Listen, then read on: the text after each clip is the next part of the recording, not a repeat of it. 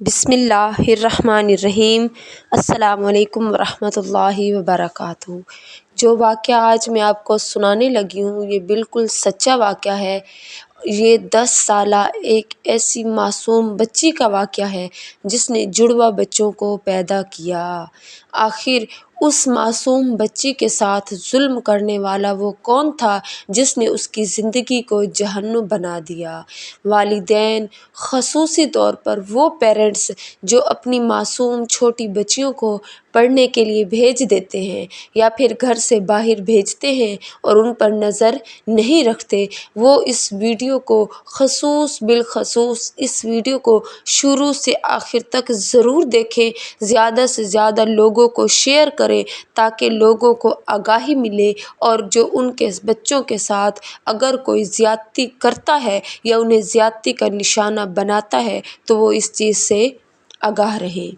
پاکستان کے شہر ملتان کے نشتر ہاسپٹل کا یہ واقعہ ہے جس میں ایک لیڈی ڈاکٹر ہیں جنہوں نے خود ہی ہمیں یہ واقعہ اپنے زبان سے سنایا ہے، جن کا نام ڈاکٹر شائستہ اکرام ہے اور وہ وہاں پر بطور ڈاکٹر کام کرتی ہیں۔ وہ کہنے لگی کہ میرے کلینک پر ایک عورت آئی جس کے ساتھ ایک 10 سالہ بچی تھی۔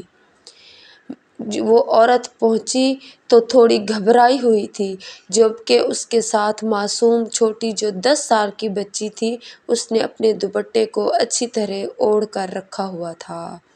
وہ عورت کافی پریشان بھی لگ رہی تھی اور پھر اس کے چہرے پر جو پریشانی کے آثار تھے اس کے ذہن کو دور دور تک لے جا رہے تھے۔ میں نے پوچھا کہ کیا بات ہے تو وہ کہنے لگی کہ میری بیٹی ہے جس کی عمر 10 سال ہے، تو اس کا پیٹ پھول رہا ہے، کوئی دوائی لکھ کر دے دیجیے۔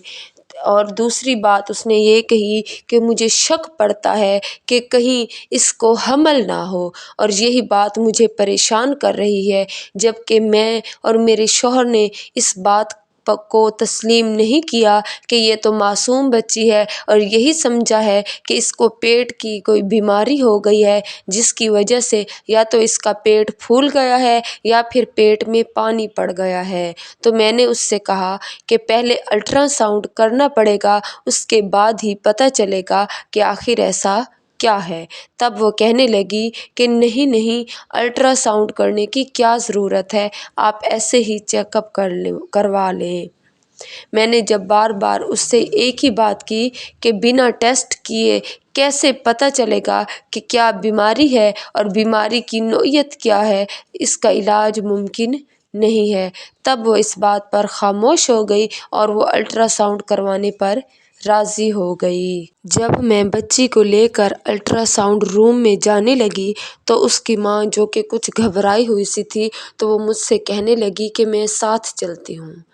اکثر سرکاری ہاسپٹل میں ایسا ہوتا ہے کہ جو بات کہی جائے لوگ مان جاتے ہیں، جبکہ پرائیویٹ جگہ پر لوگ نخرے دکھاتے ہیں اور اپنی بات منوا کر دم لیتے ہیں۔ اور پھر میں اس عورت کو اپنے ساتھ لے آئی، یعنی میں نے اسے اپنے ساتھ کمرے میں آنے کی اجازت دے دی، اور پھر جب میں اس بچی کا الٹرا ساؤنڈ کر رہی تھی تو اس کی ماں کی جو آنکھیں تھیں وہ اسکرین کے ساتھ چپکی ہوئی تھیں اور وہ دیکھ رہی تھی اور بار بار گھبرا کر پوچھ رہی تھی کہ کیا ہوا ہے، آخر کہیں ہمارا شک جو ہے وہ سچ تو نہیں ہے۔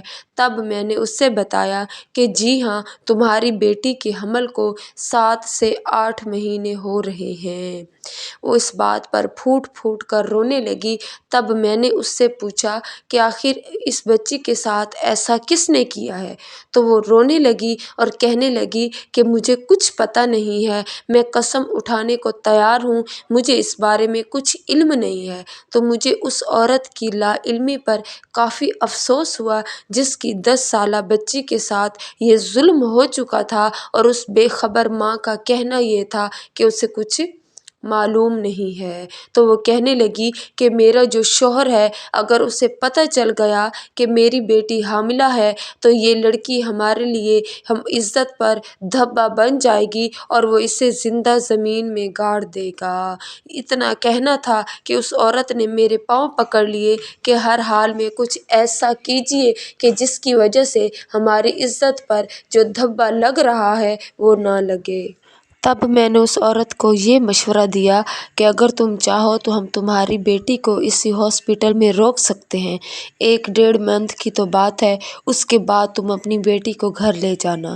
اسے یہ تجویز بہت اچھی لگی اور اس نے یہ بھی چوائس سامنے رکھی کہ میں اپنے شوہر سے کہہ دوں گی کہ میں اپنی بیٹی کو اپنی بہن کے گھر پہنچا آئی ہوں، جسے میں نے تمام صورتحال پہلے ہی بتا رکھی ہے، تو میرے شوہر اس بات سے مطمئن ہو جائے گا۔ اسی بات کو مد نظر رکھتے ہوئے وہ لڑکی کو میرے پاس چھوڑ کر چلی گئی اور کہنے لگی کہ میں وقتاً فوقتاً آتی رہوں گی۔ میں نے اسے بتایا کہ میری ڈیوٹی رات کی ہوتی ہے تو پوری رات میں یہاں رہوں گی اور میں تمہاری بیٹی کا خیال رکھوں گی۔ تب وہ عورت چلی گئی۔ پھر میں نے اس بچی سے پوچھا، تب اس نے مجھے بتایا کہ میں کون سی کلاس میں پڑھتی ہوں، کیا فیملی ہے میری، لیکن اس کی کسی بات سے بھی ایسا نہیں لگ رہا تھا کہ اسے پتہ بھی ہے کہ اس کے ساتھ کچھ غلط ہو چکا ہے۔ بس وہ اتنا پوچھنے لگی کہ ڈاکٹر صاحبہ کیا میں بھی اماں بن جاؤں گی، کیا میرے بھی بچے ہو جائیں گے؟ تو میں نے اس سے بتایا کہ جی ہاں۔ اب میں اسے کیا کہتی کہ تمہارے ساتھ کیا ہو چکا ہے؟ میں نے کافی زیادہ اس سے بات چیت کی، وہ کافی مطمئن تھی، اس کی کسی بات سے ایسا لگ بھی نہیں رہا تھا کہ کسی نے اس کے ساتھ زیادتی کی ہے یا پھر کوئی ایسا فرد جس کے بارے میں اس نے نہ بتایا ہو جو مجھے مشکوک لگا ہو کہ واقعی وہ اس کے ساتھ کچھ غلط کر سکتا ہے۔ اگلے دن وہ عورت دوبارہ آئی، تب وہ خشک میوہ جات لے کر آئی، کچھ دودھ وغیرہ لے کر آئی اور ساتھ ساتھ یہ بھی کہنے لگی کہ وہ مسلسل آتی رہے گی اور اپنی بیٹی کا کچھ نہ کچھ خیال رکھے گی اور اس بات پر میرا شکریہ ادا کر رہی تھی کہ آپ نے ہماری عزت پر جو دھبا لگنے والا تھا وہ دھبا لگنے سے بچا لیا ہے۔ تب وقت گزرنے لگا اور پھر 1 منتھ کے بعد اس لڑکی نے جڑواں بچوں کو پیدا کیا۔ وہ جڑواں بچے کافی صحت مند اور ٹھیک ٹھاک تھے، جبکہ اس لڑکی میں کافی چینجنگس آ چکی تھی، وہ کافی ویک ہو چکی تھی اور پھر کچھ دن وہ وہاں رہی اور پھر میں اس لڑکی کو اپنے ساتھ گھر لے آئی۔ کچھ ٹائم گزرا تو وہ عورت آئی اور پھر اپنی بیٹی کو گھر لے گئی۔ اس نے مجھے کافی سارے روپے بھی دیے کہ آپ نے ہماری بیٹی کا اتنا خیال رکھا۔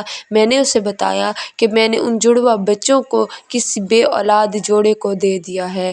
تب وہ عورت وہاں سے چلی گئی اور پھر میں اس واقعے کو بھول بھال گئی اور میں نے اس واقعے کو زیادہ کریدا نہیں۔ پھر کچھ وقت گزرا، تقریباً 7 سے 8 منتھ گزرے کہ وہ لڑکی میرے کلینک پر دوبارہ آئی، جس کے بارے میں نے کبھی وہم و گمان میں بھی نہیں سوچا تھا کہ اس لڑکی سے میرا کبھی سامنا بھی ہوگا، لیکن وہ لڑکی دوبارہ وہاں آئی اور میرا اس سے سامنا ہو گیا۔ اب جب وہ وہاں آئی تو اب بھی اس لڑکی کی بیٹی کا پیٹ جو تھا وہ مجھے کچھ عجیب سا لگا۔ وہ وہاں پر آئی تو میں نے پوچھا، ہاں بتاؤ کس لیے آنا ہوا؟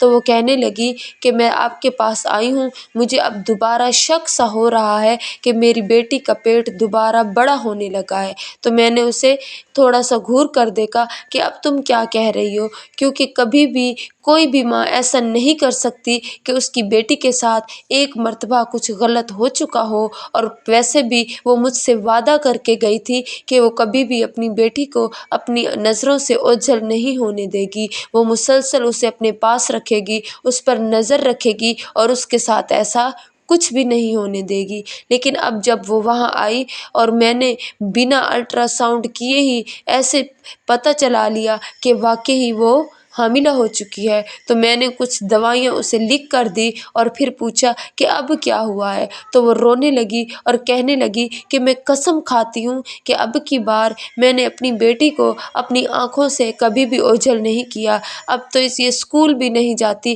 اب وہ دیکھنے میں بھی کچھ بڑی بڑی لگ رہی تھی، کیونکہ 7-8 منتھ گزرنے کے بعد اس کا قد پہلے سے بھی کافی بڑا ہو گیا تھا۔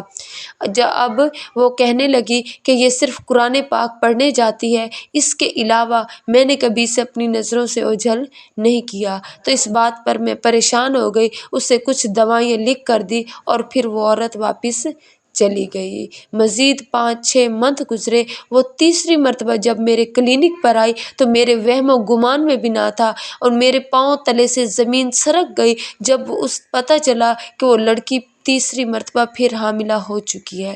میں سوچ بھی نہیں سکتی تھی کہ ایسا کون ہو سکتا ہے اس کی زندگی میں جو اس کی زندگی کو جہنم بنا رہا ہے، اور ماں باپ ایسے ہیں کہ انہیں پتہ بھی نہیں ہے اور وہ یہی کہتے ہیں کہ ہمیں کچھ پتہ نہیں ہے۔ اور وہ لڑکی جو تیسری مرتبہ حاملہ ہو چکی تھی، وہ خود اس کا بھی یہی کہنا تھا کہ آج تک مجھے کبھی کسی نے کسی اور نگاہ سے دیکھا ہی نہیں ہے، کبھی مجھے کسی نے ہاتھ تک نہیں لگایا، کبھی ٹیڑھی نگاہ سے دیکھا نہیں ہے۔ پھر ایسا کیا ہو رہا تھا کہ وہ لڑکی تیسری مرتبہ حاملہ ہو چکی تھی؟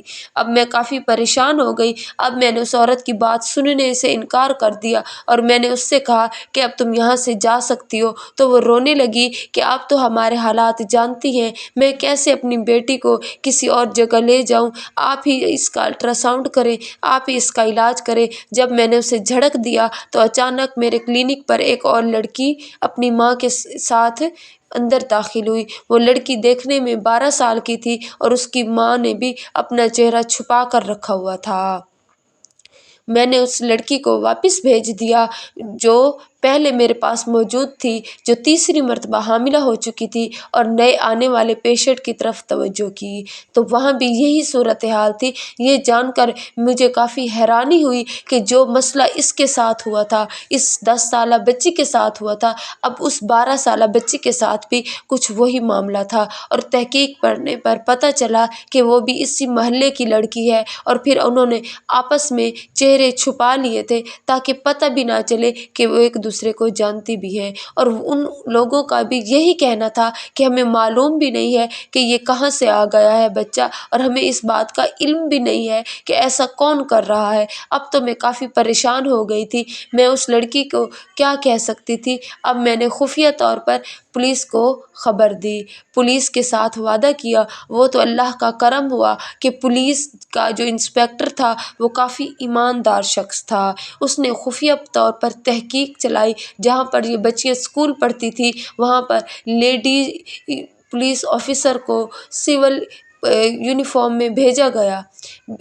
انہوں نے تحقیق چلائی لیکن وہاں پر ایسا کچھ بھی نہ تھا۔ وہ پھر پریشان ہوئی، پھر انہوں نے اس محلے کے گھر گھر میں احتیاطاً تحقیق کی، اور پھر اس محلے کے مولوی صاحب کے تک بات جا پہنچی جو ان بچیوں کو قرآن پاک پڑھایا کرتا تھا، جس کی عمر تقریباً لگ بھگ 60 سے 70 سال تھی، جس کی خود کی بیوی بھی اسے چھوڑ کر جا چکی تھی۔ اور وہ اتنا نیک اور ایماندار تھا کہ اس پر شک کرنا مناسب ہی نہیں تھا، کیونکہ شک کی بنیاد پر اگر اسے ایک مرتبہ بھی پوچھ تاچھ کے لیے بلایا جاتا تو پورے محلے کے لوگوں نے مل کر اس کے خلاف یہ گواہی دینی تھی کہ یہ تو بہت نیک ہے، پرہیزگار ہے، کیونکہ لوگ اس کے پاس آ کر دم درود بھی کروایا کرتے تھے، کھانا پانی بھی اس کے لیے لایا کرتے تھے، اور وہ اس پر مکمل اعتبار کرتے تھے۔ وہ اس پر اس سے بڑھ کر یہ اعتبار کرتے تھے کہ اس مولوی صاحب کی بیوی جو کہ بچیوں کو باپردہ ماحول میں اندر بیٹھ کر قرآن پاک پڑھایا کرتی تھی،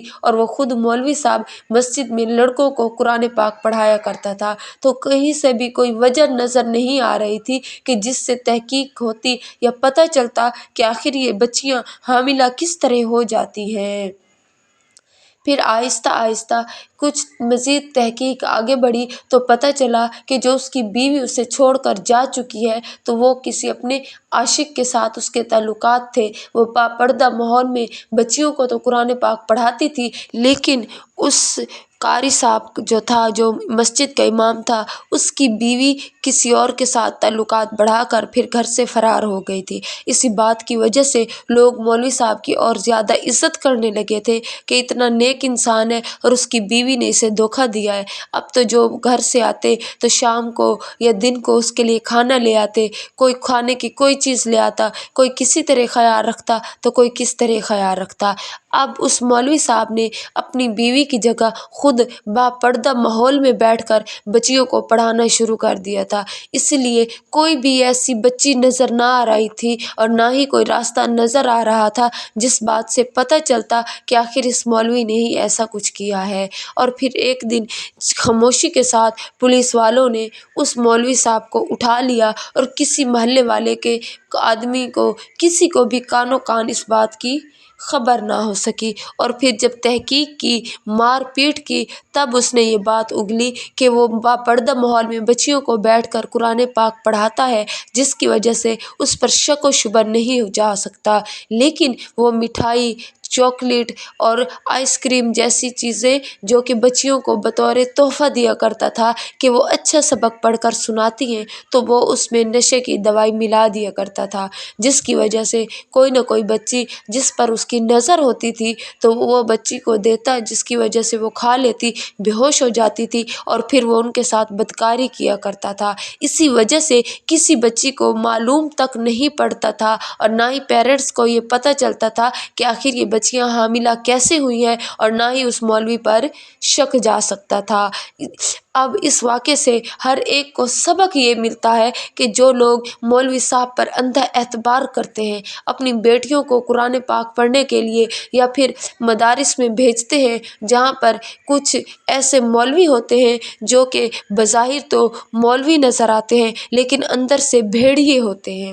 خدا را اپنی بچیوں کی عزت کی خود حفاظت کیجیے، ان کی زندگی کو جہنم بننے سے بچا لیجیے۔ جس طرح 10 سال کی بچی کی زندگی کو جہنم بنا دیا گیا اور اسے 3 بار اس مسجد کے امام نے حاملہ کر دیا، اور وہ بیچاری بچی، اسے علم تک نہ تھا کہ اس کے ساتھ ایسا کیوں ہو رہا ہے اور نہ ہی وہ یہ جانتی تھی کہ ایسا کیوں ہوا۔